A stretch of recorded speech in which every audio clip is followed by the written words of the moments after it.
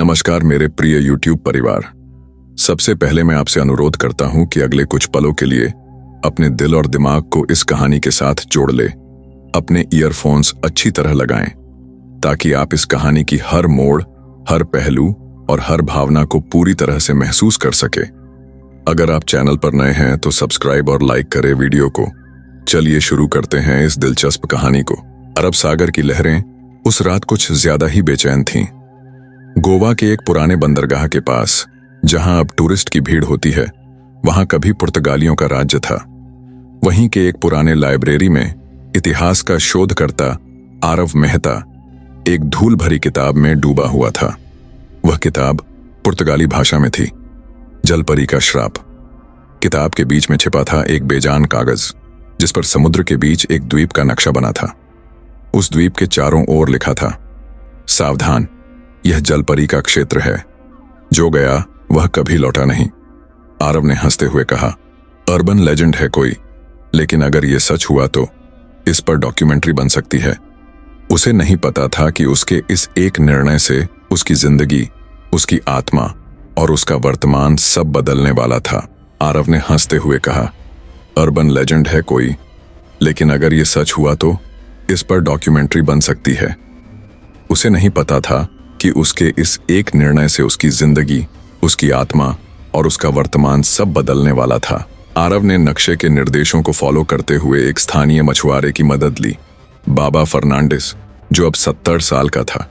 बाबा की आंखों में वो खौफ था जो एक अनुभवी नाविक ही जान सकता है। उस द्वीप को मरे हुए दिलों का टापू कहते हैं, बाबा कांपती आवाज में बोला।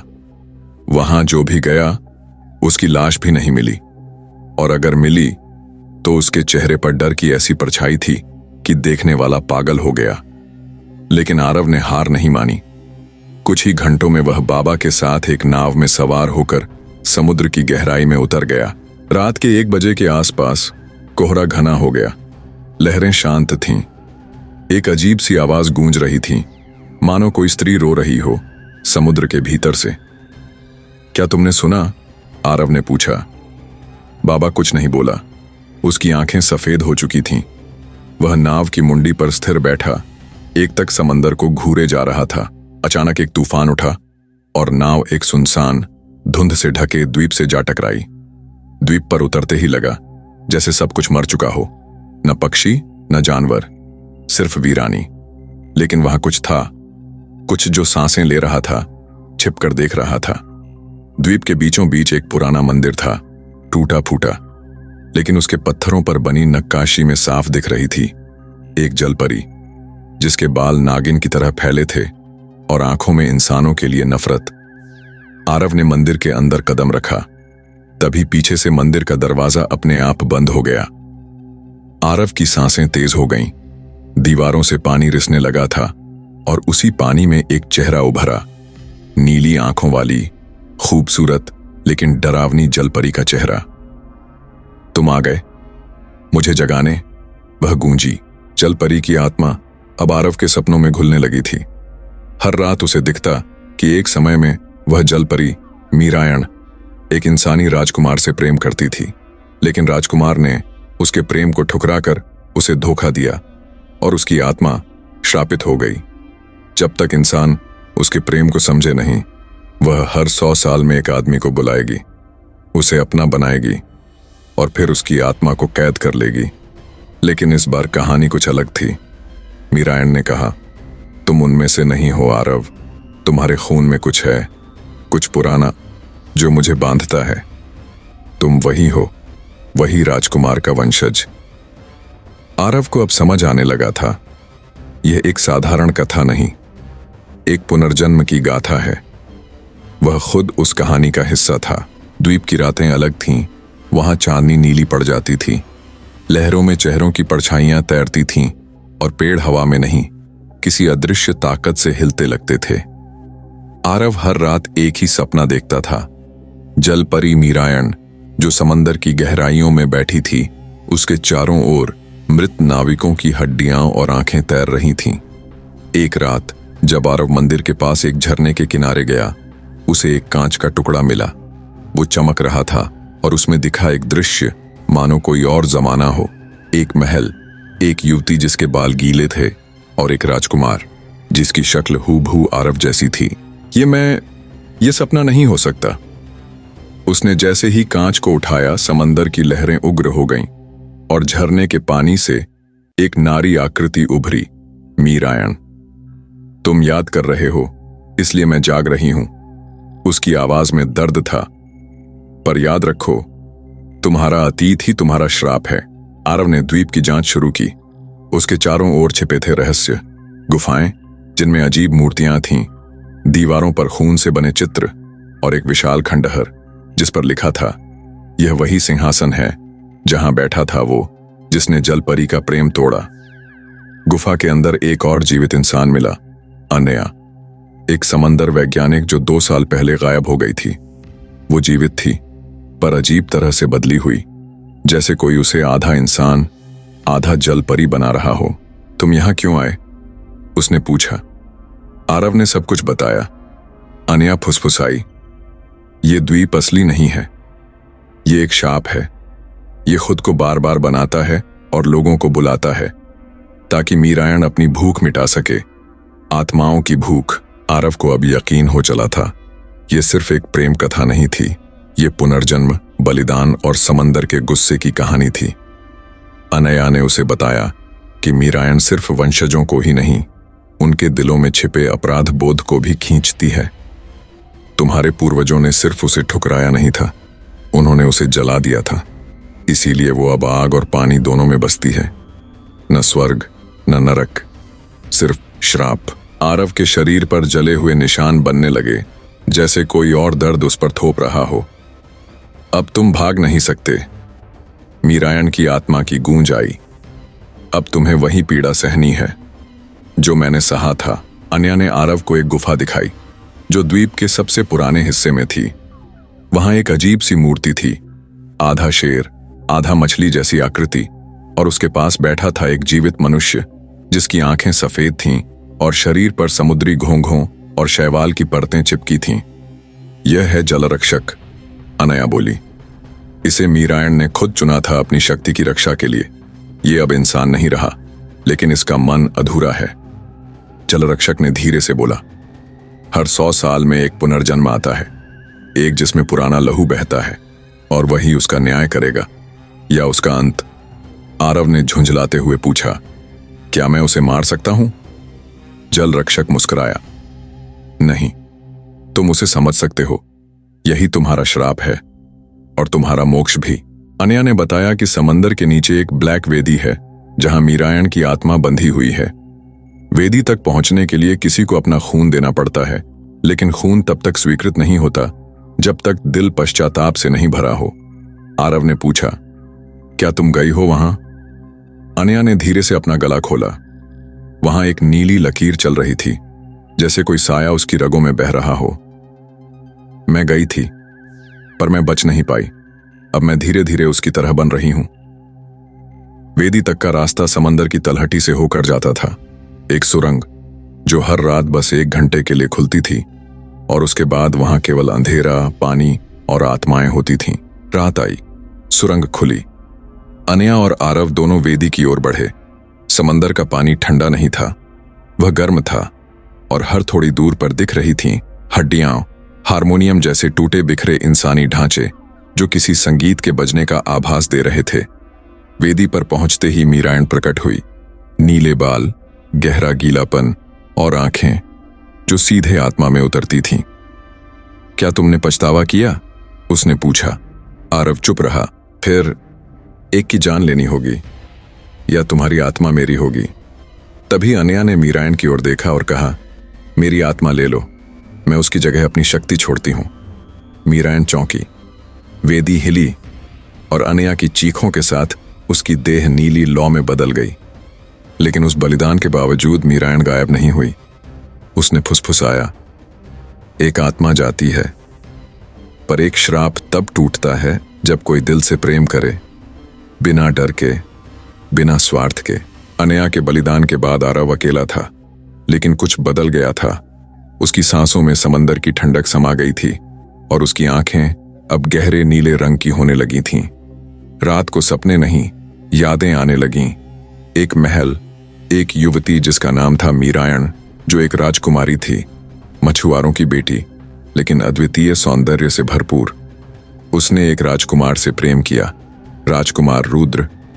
लेकिन रुद्र ने मीरायण को धोखा दिया, एक दूसरी रानी से विवाह कर लिया और मीरायण को नीच कुल कहकर अपमानित किया।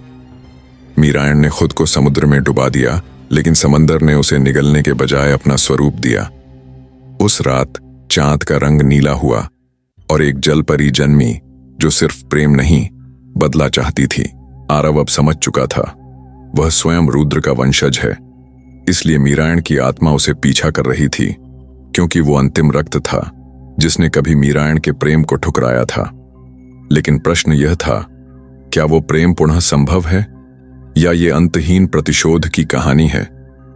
आरव ने एक निर्णय लिया, मैं मीरायण से मिलूंगा, उससे सच बोलूंगा, और यदि मरना है तो प्रेम में मरूंगा, डर में नहीं। जैसे ही आरव वेदी के पास फिर लौटा, समंदर उग्र हो उठा। चारों ओर से आवाजें आने लगीं, सैकड़ों आत्माएं जो कभी जल में मरे थे, जिनका शिकार मीरायण ने किया था। वे चिल्ला रही थीं, हमें मोक्ष दो, हमें बंद किया गया है, हम सब प्रेम के नाम पर मारे गए। उनकी आत्माएं वेदी से बाहर निकल आईं और अब वे मीरायण की शक्ति को छीनने चली थीं। समंदर में आत्माओं का युद्ध शुरू हो गया। मीरायण प्रकट हुई। उसका चेहरा विकराल था, लेकिन उसकी आंखें अब थकी हुई सी लग रही थीं। क्या तुम मुझे सच में प्रेम कर सकते हो आरव, जैसी मैं हूं? हत्यारी, श्रापित, राक्षसी। आरव ने धीरे से कहा, तुम्हारे रूप से नहीं, तुम्हारे दुख से प्रेम करता हूं, और यदि मेरा प्रेम सच्चा है तो मैं तुम्हें मुक्त करूंगा या तुम्हारे साथ मर जाऊंगा। वेदी कांपी और एक सुनहरी रोशनी समंदर से निकली। यह था मीरायण का असली रूप, न श्रापित न पिशाच, एक स्त्री जिसे बस प्रेम चाहिए था। लेकिन हर श्राप की एक कीमत होती है।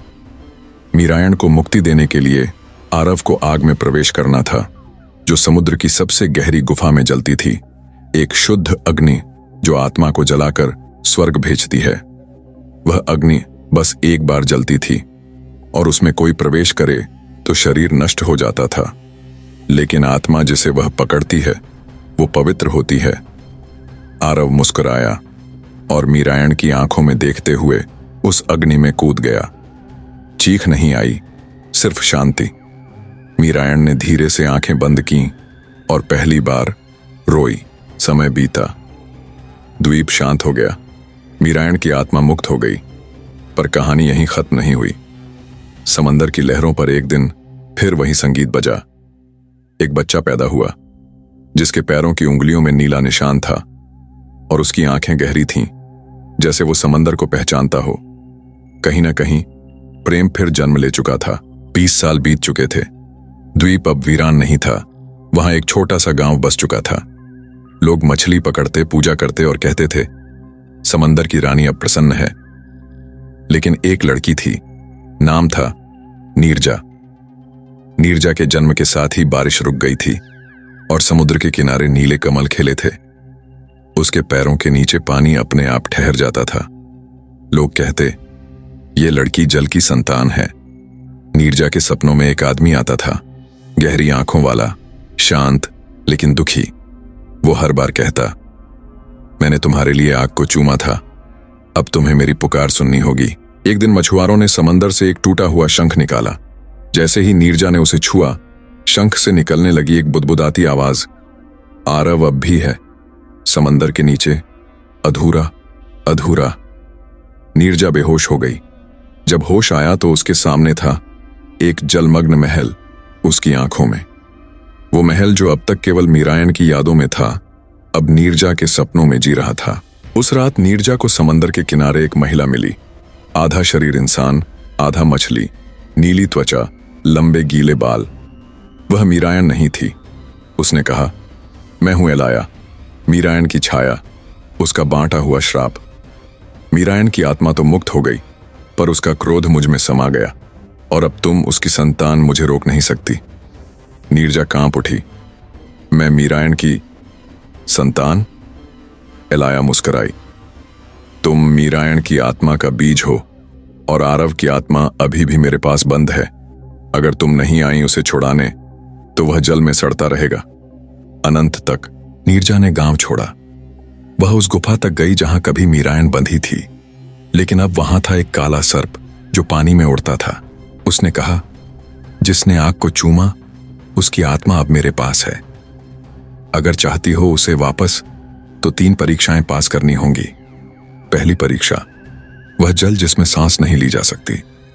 दूसरी परीक्षा, उस आईने को देखना जहां तुम अपनी सबसे डरावनी शक्ल देखोगी। तीसरी परीक्षा, मीरायण से लड़ना, मीरायण की आत्मा से जो अब भी जल के सबसे नीचे सो रही है, अधूरी, क्रोधित और भूखी। नीरजा समंदर की तह में गई। पानी ने उसे लीलने की कोशिश की, लेकिन वहां एक मछली आई, एकदम पारदर्शी। उसने कहा, मुझे खा लो, तुम्हें जल में सांस मिल जाएगी। नीरजा ने उसे खाया और अब वह घंटों समंदर में रह सकती थी। नीचे उतरते हुए उसने देखा, आरव की आत्मा एक कांच के गोले में फंसी है और उसके चारों ओर घूम रहे हैं भूखे जल पिशाच। नीरजा, वह फुसफुसाया, मुझे भूल मत जाना। जल का एक महल, उसमें एक आईना रखा था। नीरजा ने जैसे ही उसे देखा वह बदल गया। उसमें एक भयानक जलपरी दिखी, आंखों से खून बहता, नाखून लंबे और उसके चेहरे पर वहशीपन। आईना बोला, यही बनोगी तुम अगर प्रेम हार गया तो। नीरजा डर गई, लेकिन फिर उसने खुद से कहा, मैं वही बनूंगी जो मेरा प्रेम बनाएगा, न कि मेरा डर। आईना टूटा और जल में एक रास्ता खुल गया। अब अंतिम परीक्षा बाकी थी, मीरायण की आत्मा से टकराव। नीरजा अब उस गुफा में पहुंच चुकी थी जो जल के सबसे अंधेरे भाग में थी, जहां कोई रोशनी नहीं जाती, जहां हर दीवार से फुसफुसाहटें आती थीं। यहां एक द्वार था, काले पत्थरों से बना, जिस पर खुदा था। यहां सो रही है वह जिसे प्रेम ने छोड़ा और श्राप ने जगाया। नीरजा ने जैसे ही द्वार को छुआ, एक कंपकंपाती चीख उसके कानों में गूंजी, तू वापस जा, वरना तेरी भी वही दशा होगी जो मेरी हुई। लेकिन नीरजा नहीं रुकी।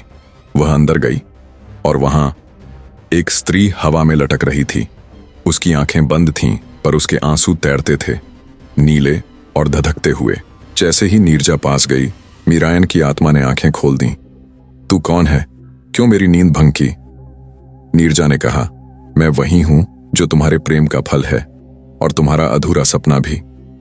मीरायण की आत्मा कांपी। तू मेरी? नीरजा ने सिर हिलाया। मैं चाहती हूं कि आरव को मुक्त करूं और तुम्हें भी। मीरायण हंसी, पर उसकी हंसी पागलपन से भरी थी। मुक्ति? जब प्रेम अधूरा रह गया तो मुक्ति कैसी? मैं अब प्रेम नहीं, सिर्फ विनाश हूं। गुफा कांपने लगी और नीरजा को एक जल बंडर ने पकड़ लिया। जैसे ही नीरजा डूबने लगी, एक आवाज आई, आरव की आत्मा की। मीरायण, रुक जाओ, वो मेरी है, हमारी नहीं। लेकिन फिर भी वो हमें बचाने आई है। मीरायण की आत्मा कांप गई, जैसे उसकी बंद पलकें फिर नरम हुईं। तुम अब भी मुझे माफ कर सकते हो? उसने पूछा। आरव की आत्मा बोली, अगर प्रेम सच्चा था तो मृत्यु भी उसे नहीं तोड़ सकती। नीरजा अब आजाद थी। उसने हाथ आगे बढ़ाया। मीरायण, चलो घर लौट चलें। अब डर का समय नहीं, प्रेम का समय है।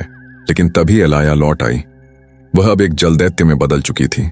उसके सिर से जल सींग निकल आए थे और उसकी आंखों से आग टपक रही थी।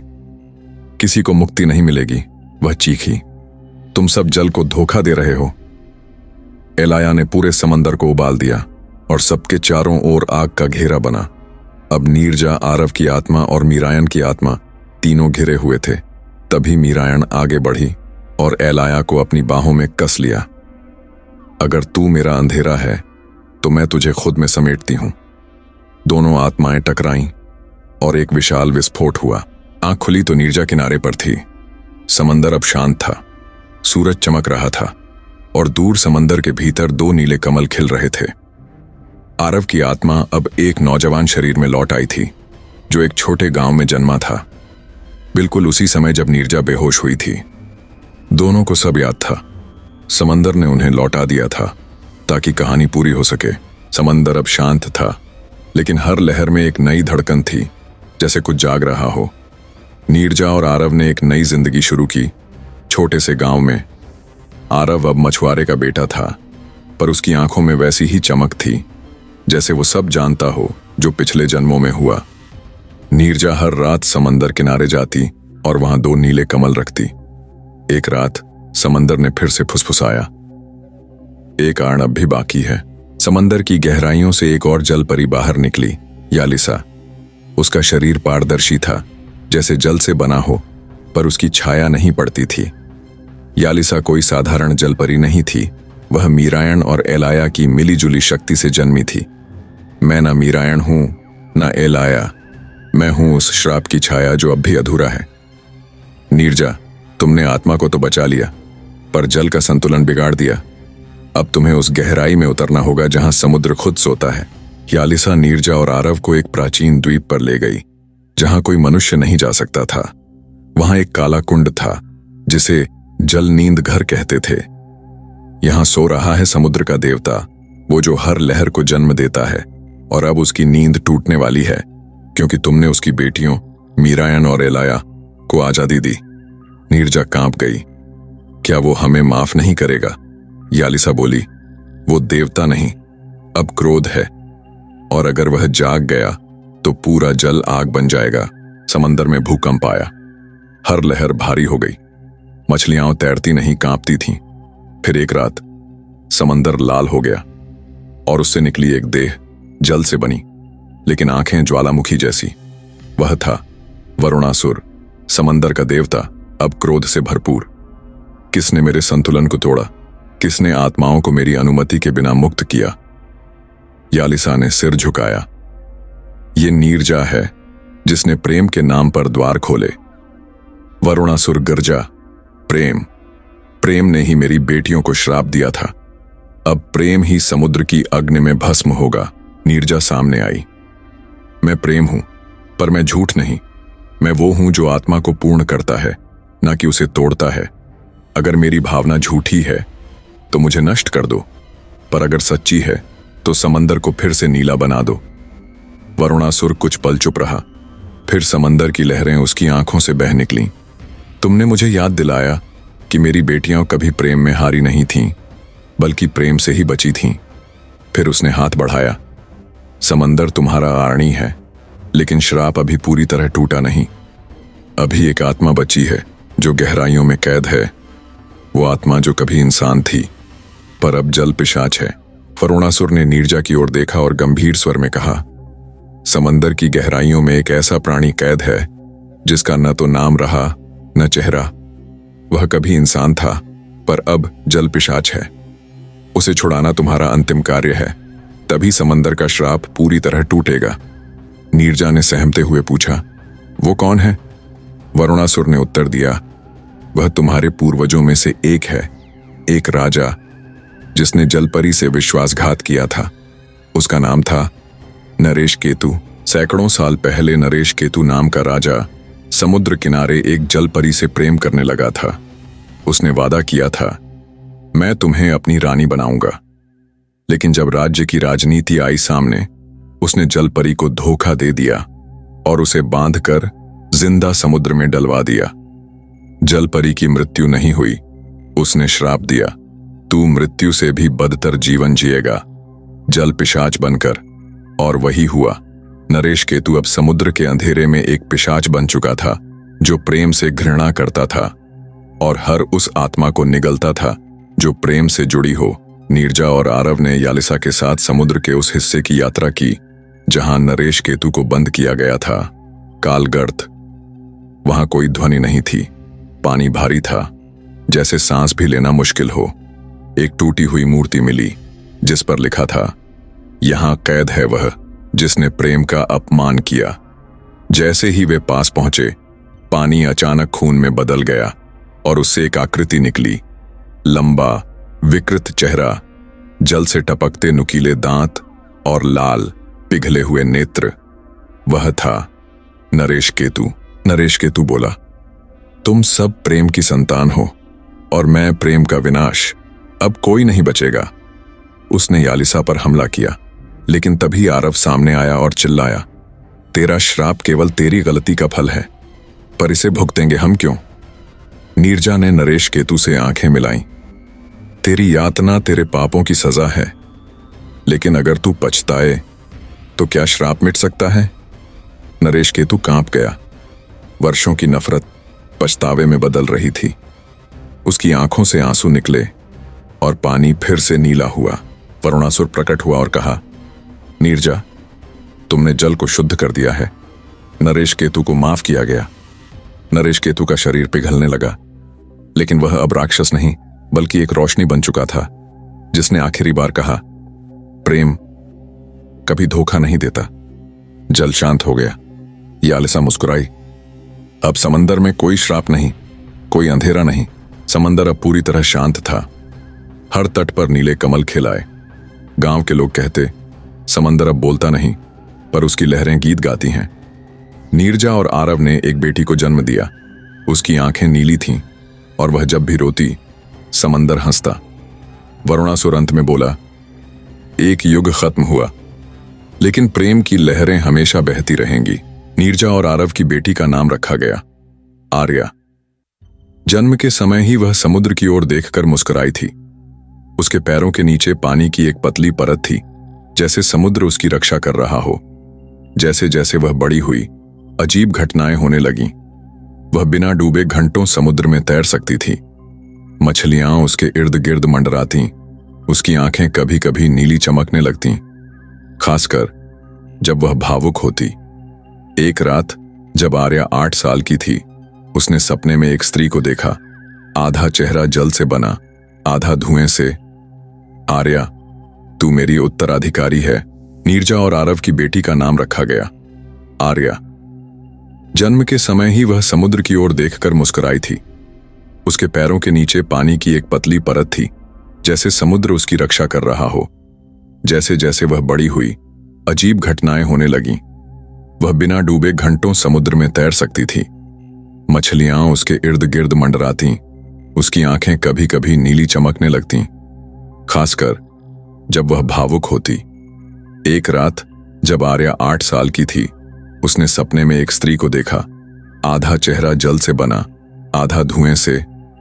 आर्या, तू मेरी उत्तराधिकारी है। यालिसा, जो अब समुद्र की गहराइयों में रहती थी, आर्या को महसूस करने लगी थी। उसमें मुझसे भी अधिक शक्ति है, यालिसा ने खुद से कहा। वह केवल जल को नहीं, पूरे समुद्र के भाग्य को बदल सकती है। यालिसा ने आर्या के सपनों में आकर उसे बुलाया। आर्या केवल 10 साल की उम्र में एक रात तट की ओर गई, अकेली। वहां समुद्र खुद पीछे हट गया। एक मार्ग खुला जो उसे ले गया नीले जल मंदिर की ओर। समंदर में हलचल थी। हर लहर जैसे किसी निर्णय की प्रतीक्षा कर रही थी। आर्या अब न पूरी इंसान थी, न केवल जल परी। उसके भीतर जलमाता समुद्रा की आत्मा धीरे धीरे समा चुकी थी। समुद्रा की आंखें खुलीं, समंदर की सतह फटी और उसमें से निकल आया नीला प्रकाश, तेज मगर शांत। समुद्रा ने कहा, आर्या, अब तू ही है वह जो मेरे स्थान पर आएगी। अब तू है जल की महारानी, जो धरती और पानी के बीच संतुलन बनाएगी। लेकिन इसके लिए एक कीमत चुकानी थी। आर्या को अपना मनुष्य जीवन त्यागना था। वह अपने माता पिता से कभी नहीं मिल पाएगी, कभी जमीन पर नहीं चल पाएगी। अगर आपको ये कहानी अच्छी लगी हो तो हमारे चैनल को चेक करें ऐसे ही दिलचस्प वीडियोस के लिए, और शेयर करें अपने दोस्तों। मैं धन्यवाद।